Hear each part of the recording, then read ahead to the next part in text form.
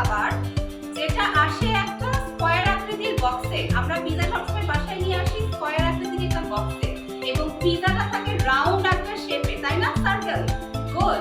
এবং যখন পিজাটা আমরা কেটে খাই তখন সেটা খাই ট্রায়াঙ্গেল শেপে। তিনটা শেপ আমরা এই একটা পিজা থেকেই পাই। দারুণ না?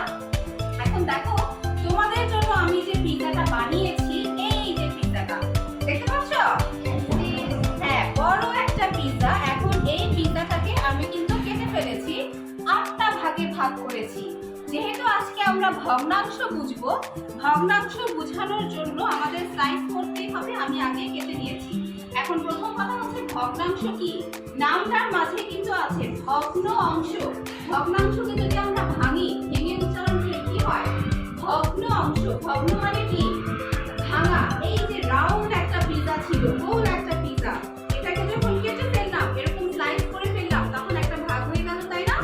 একটা ভাঙা অংশ আমি এখান থেকে পেলাম।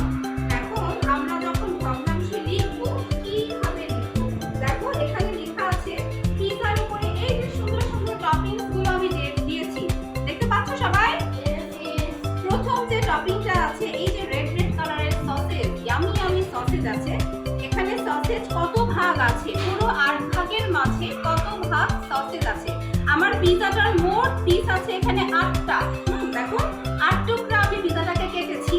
আর 1 2 3 4 5 6 6টা ভাগে সসেজ আছে, বাকিগুলোতে কিন্তু নাই। এই 6টা ভাগে সসেজ দিয়ে আমি ভগ্নাংশটা লিখলাম 8 ভাগের 6। আমি কি বুঝাতে পেরেছি ভগ্নাংশটা কিভাবে লিখলাম? টোটাল পিস আছে 8টা আর সসেজ আছে 6টাতে, তাহলে আমার ভগ্নাংশটা দাঁড়াচ্ছে 8 ভাগের 6। বুঝেছি? এরপরেটা আমরা দেখি মাশরুম। 1 2 3 তিনটা ভাগে আমার মাশরুম আছে। টোটাল পিজাটা আছে 8 ভাগ, এর মাঝে 3টা ভাগে আছে মাশরুম। তাহলে এই ভগ্নাংশটা আমরা দাঁড় করাচ্ছি কিভাবে? 8 ভাগের 3। আমরা কি ভগ্নাংশ লিখতে পারবো? কিভাবে লিখতে হবে? নিচে লিখবো হচ্ছে টোটাল সংখ্যাটা, মোট কত ভাগ, আর উপরে যেটা সেটাতে আমরা লিখবো ওই টোটাল ভাগের কয়টা অংশে ওই জিনিসটা আছে। কিভাবে আমরা ভগ্নাংশ দাঁড় করাবো? এখন এই যে উপরে এবং নিচে আমি বললাম, ওদের কিন্তু একটা নাম আছে। ভগ্নাংশের যে উপরের সংখ্যাটা এটাকে বলে কি? লব। আর নিচের যে সংখ্যাটা আছে ওটাকে বলে হর। ঠিক আছে? তাহলে নিচের সংখ্যাটাকে বলে হর এবং উপরের সংখ্যাটাকে বলে লব। আমরা আজকের ক্লাসে শুধু ভগ্নাংশটা কি এবং কিভাবে লিখতে হয় এতটুকুই শিখলাম।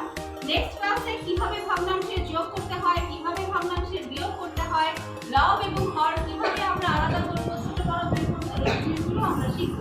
এগুলো শেখার আগে প্রথম জানতে হবে কি ভগ্নাংশ কিভাবে লিখতে হয়। আমরা পারবো না ভগ্নাংশ লিখতে? যদি ভুলে যাই তাহলে আমরা পিজাটার কথা মনে করব। মিস কিভাবে পিজাটা দেখিয়েছিল, কত ভাগ ছিল আর কত ভাগে কি ছিল, তাহলেই কিন্তু মনে পড়ে যাবে। ওকে, তাহলে ভালো থেকো। আমরা নেক্সট ক্লাসে ভগ্নাংশের বাকি কাজগুলো করব। ধন্যবাদ সবাইকে।